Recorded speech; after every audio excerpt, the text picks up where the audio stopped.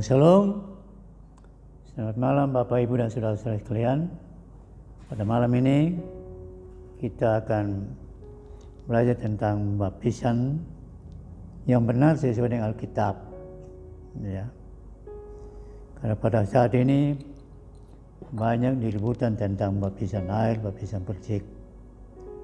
Dan malam ini saya dengan keterbatasan dan ingin menyampaikan firman Tuhan tentang baptisan sesuai dalam Alkitab. Ya. Itu tema kita dalam Realitas Channel episode yang ke-43. Itu temanya yaitu baptisan yang benar sesuai dalam Alkitab. Ya. Mari kita akan belajar bersama malam ini. Yaitu pertama, arti kata baptisan. Arti kata baptisan itu dari kata baptizo. Ya. Bahasa Yunani baptizo artinya upacara keagamaan masuk ke dalam air dan keluar lagi. Ya.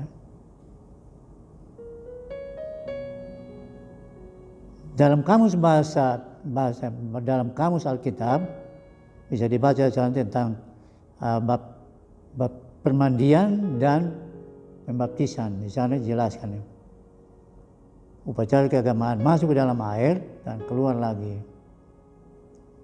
Ya.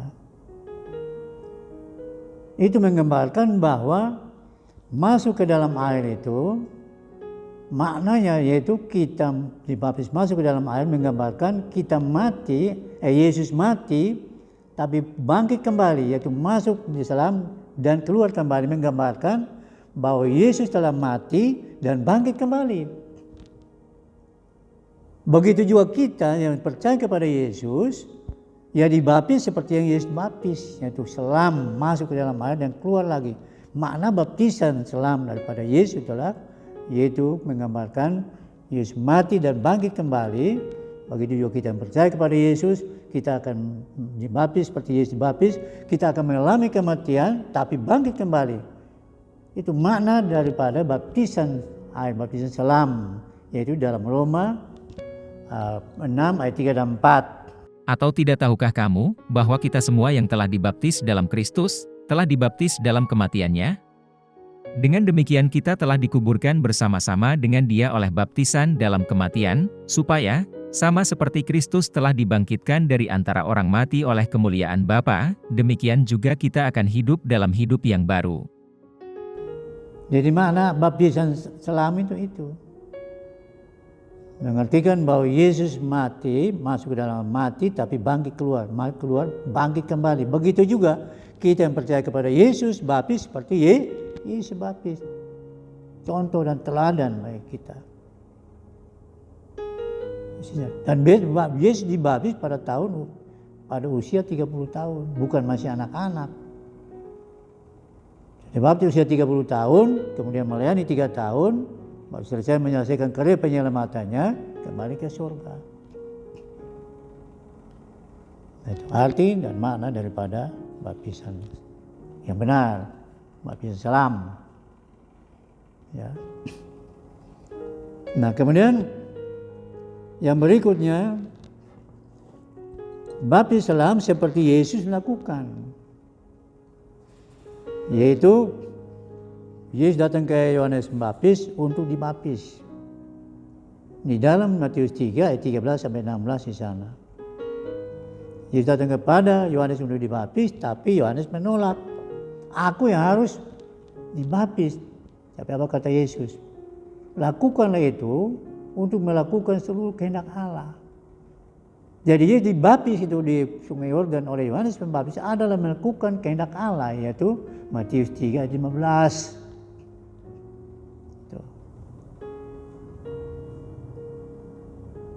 Ya. Nah, berikutnya baptisan yang benar, baptisan selam, yaitu baptisan orang yang sudah bertobat. yang sudah mengenal Allah, yang sudah mengenal Yesus, percaya Yesus, bertobat, dibaptis, lahir baru. Ya, baptisan benar, ya, baptisan selam adalah baptisan tanda orang sudah bertobat, yaitu dalam Kisah Rasul 19 ayat 3-5. Lalu kata Paulus kepada mereka, kalau begitu dengan baptisan manakah kamu telah dibaptis? Jawab mereka, dengan baptisan Yohanes. Kata Paulus, baptisan Yohanes adalah pembaptisan orang yang telah bertobat. Dan ia berkata kepada orang banyak bahwa mereka harus dipercaya kepada Dia yang datang kemudian daripadanya, yaitu Yesus. Ketika mereka mendengar hal itu, mereka memberi diri mereka dibaptis dalam nama Tuhan Yesus. Jadi murid-murid yang dibaptis oleh Yohanes ini baptis selam, tapi belum menerima baptisan Roh Kudus. Nah, mereka datang kepada Paulus. Paulus tanya, sudahkah kamu menerima Roh Kudus? Belum. Kami belum. Kemudian Paulus, mereka menyerahkan diri, kemudian memberi diri dibaptis dalam nama Tuhan Yesus. Ya. Dari tumpahan tangan di atas mereka, maka mereka berbahasa roh. Dari situ tanda orang dibaptis Roh Kudus adalah berbahasa roh, berbahasa lidah. Jadi baptisan selam, baptisan benar selam kita adalah baptisan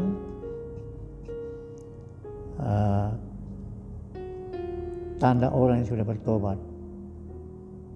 Yaitu saya ulangi dari seperti mana episode yang lalu, orang yang bertobat, yang mengenal Allah, mengenal Yesus, percaya Yesus, bertobat, dibaptis, baptis selam, kemudian lahir baru. Itu saya sudah jelaskan pada episode yang lalu. Apa artinya bertobat, apa artinya lahir baru, saya sudah jelaskan pada episode yang lalu.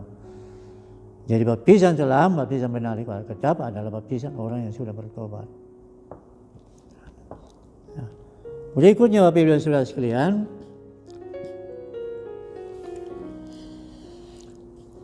baptisan selam adalah baptisan benar, baptisan selam, yaitu baptisan orang yang telah bertobat, yang sudah dewasa. Baptisan orang yang sudah dewasa. Contoh yang jelas yaitu Yesus, usia 30 tahun, baru dibaptis, kemudian masuk dalam pelayanan. Kemudian 30 tahun, kemudian menyelesaikan karir penyamaran, kembali ke surga. Yang berikutnya adalah baptisan sida-sida Ethiopia itu. Waktu bertemu dengan Filipus, Robert berkata ke Filipus, sida-sida baca Alkitab di keretanya, kemudian malaikat Roh Kudus berkata kepada Filipus, pergi ke jalan, temuilah orang, menemui sida-sida itu. Kemudian menjelaskan mengenai sida ini, tanya kepada ini kata-kata ini menjadi tentang siapa. Nah, baru di situ Filipus menjelaskan itu tentang Nabi Yesaya. Itu dia menderita, mati.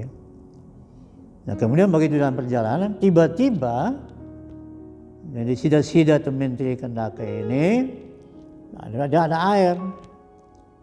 Kemudian berkata kepada Filipus, di sini ada air. Apa halangannya untuk dibaptis? Filipus kata, asal engkau percaya. Ya, saya percaya bahwa Yesus adalah Tuhan. Kemudian mereka turun ke dalam air, kemudian dibaptis sida-sida itu. Itu dalam Kisah Rasul, baptis kemudian keluar dari air. Jadi bukan percik. Nah, di situ kita bisa dapat di dalam Kisah Rasul pasal 8, yaitu ayat 8, ayat 36 sampai 38 kalau nggak salah di situ.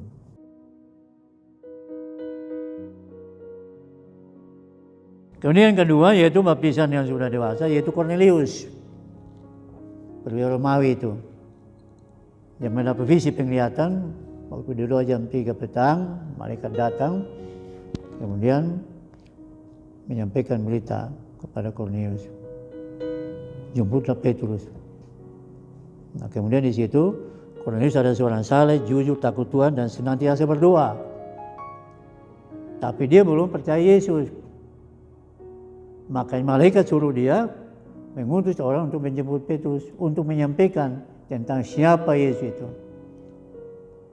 Setelah dijemput, datang Simon Petrus menyampaikan berita pertobatan bersama dengan teman-temannya orang Yahudi, menyampaikan kepada pria Romawi ini yang mereka merupakan orang kafir. Pria Romawi ini. Setelah menyampaikan firman Tuhan oleh Petrus, maka disitulah dalam Kisah Rasul itu pasal 10 ayat 46 sampai 48. Sebab mereka mendengar orang-orang itu berkata-kata dalam bahasa roh dan memuliakan Allah. Lalu kata Petrus, "Bolehkah orang mencegah untuk membaptis orang-orang ini dengan air, sedangkan mereka telah menerima Roh Kudus sama seperti kita?" Lalu ia menyuruh mereka dibaptis dalam nama Yesus Kristus. Kemudian mereka meminta Petrus supaya ia tinggal beberapa hari lagi bersama-sama dengan mereka. Ya. Nah, peristiwa ini adalah Kornelius dengan keluarganya ini, mereka setelah Simon Petrus menyampaikan firman Tuhan kepada mereka tentang Yesus, nah mereka disitu percaya, kemudian mereka dibaptis Roh Kudus. Ada dua kasus Alkitab yang mereka dibaptis Roh Kudus, baru dibaptis selam, yaitu Kornelius dan Rasul Paulus di dalam Kisah Rasul 9. Pada waktu Rasul Paulus bertobat, Kisah Rasul 9, kemudian dia menerima baptisan Roh Kudus, baru dibaptis selam di dalam Kisah Rasul 9, saudara bisa baca di situ. Nah ini juga Kornelius. Bagi disampaikan firman Tuhan oleh Petrus, turun Roh Kudus atas mereka, mereka berbahasa roh. Nah kemudian Petrus kata, apa halangannya bagi mereka untuk dibaptis? Nah mereka menyerahkan diri, Kornelius dan keluarga ini dibaptis secara selam. Ini sudah dewasa. Ya. Ya. Ya. Nah kemudian berikutnya Bapak Ibu sekalian, baptisan yang benar yaitu kalau kita baca di dalam, kita disatukan di dalam Tuhan. Di Efesus 4 ayat 3 sampai 5 dikatakan, Efesus 4 ayat 3 sampai 5. Demikian firman Tuhan, dan berusaha memelihara kesatuan roh oleh ikatan damai sejahtera, satu tubuh. Ya, gereja adalah satu tubuh Kristus dan satu roh, yaitu Roh Kudus. Sebagaimana kamu telah dipanggil kepada satu pengharapan kedatangan Tuhan, ya kan? Yang terkandung dalam panggilanmu. Satu Tuhan, yaitu Tuhan Yesus. Satu iman kepada Kristus, percaya kepada Yesus. Satu baptisan seperti Yesus.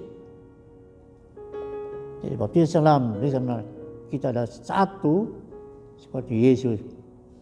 Satu Tuhan, satu iman kepada Yesus, satu baptisan seperti Yesus dibaptis secara selam. Ya. Tuh. Berikutnya Bapak Ibu sekalian, yaitu yang kedua tadi, tidak ada baptisan percik. Di dalam Alkitab tidak ada baptisan percik. Ya. Ya.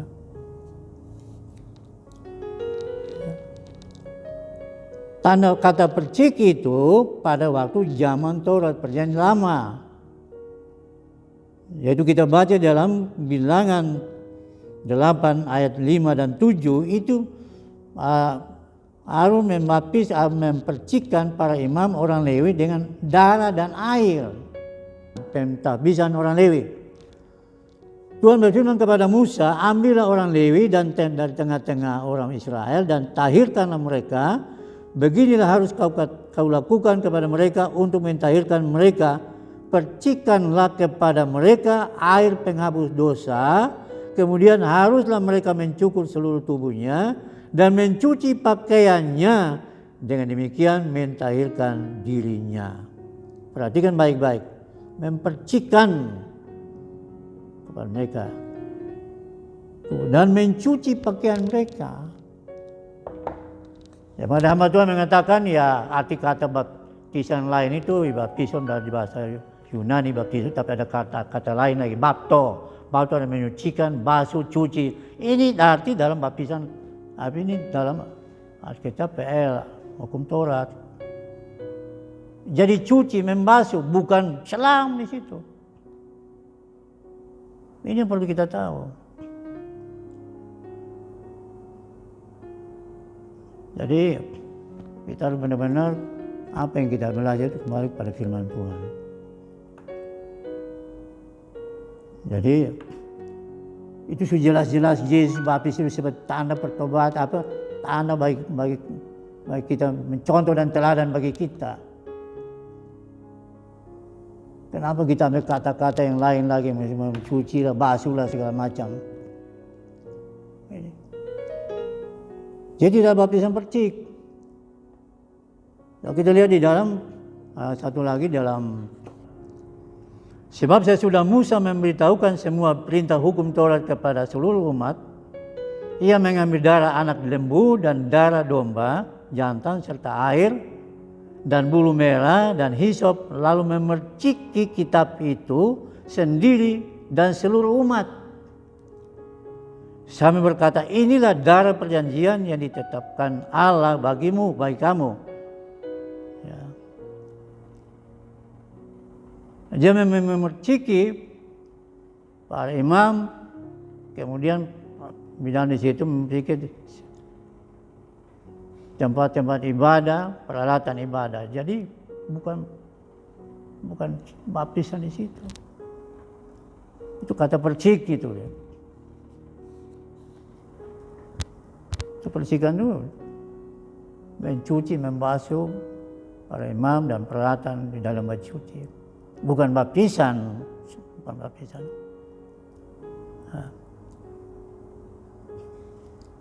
Tidak ada baptisan percik. Cari dalam Alkitab dari Kejadian sampai kepada Wahyu, nggak ada baptisan percik di situ. Tolong perhatikan. Itu hukum Taurat. Kata percik itu. Karena Yesus datang menggenapi hukum Taurat. Menyempurnakan hukum Taurat. Itu. Jadi kalau Yesus sudah baptis secara selam di hidup itu, ya kita lakukannya seperti itu. Kita lakukan. Sebagai contoh dan teladan buat kita. Itu. Dan yang berikutnya tentang baptisan anak. Yang ketiga. Tadi ada kata baptisan, mana baptisan, ya, kemudian baptisan benar itu baptisan selam, kemudian tidak ada baptisan anak. Berikutnya tidak ada tadi baptisan percik, tidak ada baptisan anak. Saya ulangi, di dalam Alkitab tidak ada baptisan anak. Yang ada adalah penyerahan anak. Di dalam Lukas 2 ayat 20 sampai 22 kita lihat di situ. Dan ketika genap 8 hari dan ia harus disunatkan, ia diberi nama Yesus, yaitu nama yang disebut oleh malaikat sebelum ia dikandung ibunya. Yesus berusia 8 hari disunat. Ayat 22, dan ketika genap waktu pentahiran setelah 40 hari, lepas pentahiran, menurut hukum Taurat Musa, mereka membawa dia ke Yerusalem untuk menyerahkannya kepada Tuhan. Jadi Yesus waktu masih bayi setelah pas pentahiran, yaitu setelah umur 40 hari, Maria dan Yusuf bawa ke Allah menyerahkan kepada Tuhan. Nah begitu juga kita dalam perjanjian baru. Kita tetap orang percaya kepada Kristus. Kita adakan penyerahan anak, bukan baptisan anak. Orang tua datang bawa ke gereja, di situ menyerahkan kepada Tuhan, menyerahkan kepada Tuhan. Kalau sudah diserahkan kepada Tuhan, berarti sejak diserahkan itu menjadi milik Tuhan. Jadi nanti setelah diserahkan pada Tuhan, kemudian 1 minggu kemudian, 1 bulan kemudian, dia meninggal anak itu, dia sudah dalam Tuhan, dia sudah milik Tuhan. Itu. Jadi tidak ada baptisan anak-anak. Ya. Ada baptisan orang yang sudah dewasa. Ya. Nah, berikutnya Bapak Ibu sekalian, yaitu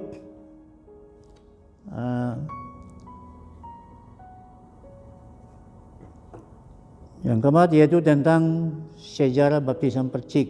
Ya, mungkin saudara-saudara para teolog sudah ngerti ini. Ya. Jadi baptisan percik ini sebenarnya dari mulai Yesus umur 30 tahun sudah dibaptisan salam. Saya ceritakan tadi. Jadi baptisan salam ini dari abad pertama sudah dilakukan oleh para rasul. Ya, seperti tadi saya jelaskan tadi, yang orang sudah dewasa. Ya, sida-sida dari kemudian Cornelius, kemudian kepala penjaga. Itu dari abad pertama itu sudah ada baptisan salam. Pada tahun 325 Konsili Sinea, waktu itu Kaisar Romawi yaitu Kaisar Konstantinus, pemerintah waktu itu, menyatukan ini baptisan percik dengan baptisan salam. Jadi disatukan politik dan agama. Nah, sehingga Kaisar Konstantinus memegang pemerintahan sebagai pemimpin politik dan pemimpin agama. Dan waktu itu diberlakukan baptisan percik. Tapi masalahnya, apakah Kaisar Konstantinus dibaptis secara percik dan dibaptis salam? Yang sejarah mengatakan bahwa pada waktu Kaisar Konstantinus waktu meninggal, dia belum dibaptis. Maka dari pihak gereja gimana? Dari pihak gereja mengambil langkah, yaitu dibaptis secara percik. Karena waktu Kaisar Konstantinus masih ada, gengsi, kalau dibaptis salam, gengsi. Dia nggak mau dibaptis salam. Dia meninggal, baru gereja mengambil sikap, ya nggak bisa salam lagi, maka dia dibaptis percik. Dari situlah diberlakukanlah baptisan percik. Dan itu yang dilakukan juga pada gereja Katolik, yang mana membaptis orang yang sudah mati, percik. Yang menjadi pertanyaan bagi kita itu, yaitu baptisan apakah menyelamatkan? Baptisan salam atau baptisan percik menyelamatkan? Ya. Mari kita lihat dalam Markus 16 dulu. Markus 16 ayat 15 sampai 17. Lalu ia berkata kepada mereka, Yesus berkata kepada mereka, pergilah ke seluruh dunia, beritakanlah Injil kepada segala makhluk. Siapa yang percaya dan dibaptis akan diselamatkan. Tetapi siapa yang tidak percaya akan dihukum. Orang yang sudah percaya ini adalah orang yang sudah dewasa. Sudah mengenal Yesus, percaya Yesus, baru dibaptis.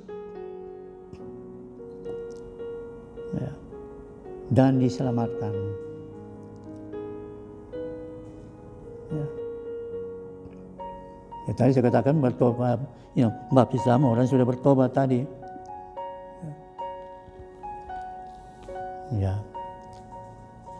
Nah, berikut Bapak Ibu sekalian, yang saya katakan tadi,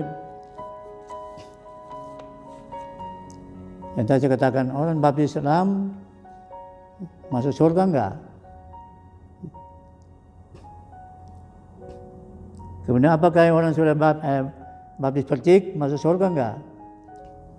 Nah, Bapak Ibu sekalian, saya mau katakan hari ini, kalaupun orang percaya kepada Yesus, tapi belum bertobat, dibaptis lahir baru, masih hidup dalam kedagingan, tidak akan masuk ke dalam kerajaan Allah. Saya ulangi. Orang yang belum mengenal Allah, percaya Yesus, kemudian bertobat, dibaptis lahir baru, dan masih hidup dalam kedagingan, tidak akan masuk dalam kerajaan Allah. Kita lihat di dalam Galatia pasal 5 ayat 19 sampai 21, kita lihat di situ. Perbuatan daging telah nyata, yaitu percabulan, kecemaran, hawa nafsu, penyembahan berhala, sihir, perseteruan, perselisihan, iri hati, amarah, kepentingan diri sendiri, percideraan, roh pemecah, kedengkian, kemabukan, pesta pora, dan sebagainya. Terhadap semuanya itu, kuperingatkan kamu seperti yang telah kubuat dahulu, bahwa barang siapa yang melakukan hal-hal yang demikian, ia tidak akan mendapat bagian dalam kerajaan Allah.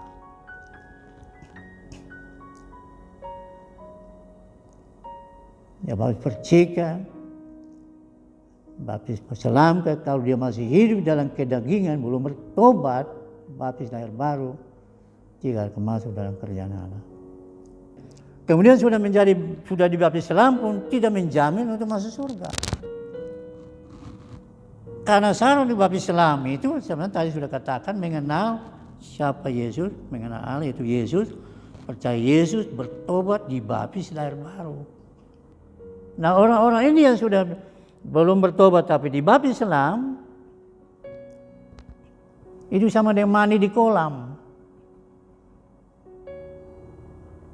Apa bedanya dengan orang yang mandi di kolam? Jadi yang benar adalah orang Kristen yang sudah mengenal Allah, yaitu Hosea 4 ayat 6, mengenal Allah dengan sungguh-sungguh, Hosea 6 ayat 3 dan 4, kemudian percaya kepada Yesus, percaya sebagai Tuhan atas semua orang, Kisah 10 ayat 3, 5, 3, Juru Selamat dunia, 1 Yohanes 4, 14, Yesus Tuhan Allah yang benar dan hidup kekal, 1 Yohanes 5 ayat 20. Itu bertobat, dibaptis lahir baru, itu yang diselamatkan, masuk surga, yaitu Taman Firdaus, kerjaan 1000 tahun, Wahyu 20 ayat 4 sampai 6, kemudian Yerusalem baru, Wahyu 20 1 ayat 1 sampai 7, 9 sampai 27, Wahyu 21, langit baru, bumi baru, dan kota Yerusalem baru, Wahyu 22 ayat 1 sampai 5. Menatap wajah Allah, tidak ada matahari bulan, tidak ada lagi. Allah menjadi terang, seperti anak domba sebagai terang, menerangi kita semua, memerintah bersama-sama yang Kristus selama-lamanya. Jadi Bapak Ibu sekalian, dari firman Tuhan pada malam ini saya sampaikan ini, ya kita pahami betul mengenai baptisan yang benar sesuai dengan Alkitab. Pertama, yaitu kata baptisan, itu dari kata baptiso, upacara keagamaan masuk dalam air dan keluar lagi, menggambarkan bahwa Yesus telah mati bangkit kembali, maka kita yang percaya Yesus akan mati tapi bangkit kembali. Yang kedua, yaitu baptisan selam, yaitu Yesus lakukan tanda baptisan selam maka sebagai contoh dan teladan buat kita. Itu yang dilakukan oleh kita yang percaya kepadanya. Ya. Yang berikutnya, yang baptisan benar, baptisan selam ada bagi orang yang sudah dewasa, bukan anak kecil. Ya, tadi itu Sida, kemudian Cornelius, kemudian kepala penjara di Filipi. Kemudian baptisan dalam Kristus, kita mengambil sebagai Tuhan, sebagai satu baptisan, satu Tuhan, satu iman kepada Kristus. Ya. Nah, kemudian berikutnya yaitu baptisan, tidak ada baptisan percik. Ya, ada baptisan selam seperti Yesus. Dan itu sudah abad pertama. Nah, tanda percik itu adalah pada zaman hukum Taurat, yaitu membasuh, mencuci, imam mempercik para imam dengan basuh peralatan yang ada di Bait Allah dan orang Israel pada waktu itu. Demikian itu tidak ada baptisan anak-anak, yang ada penyerahan anak, yaitu Lukas 2 ayat 21 sampai 22. Maka gereja perjanjian baru adalah penyerahan anak kepada ke gereja, kepada Tuhan. Kemudian yaitu berikutnya ya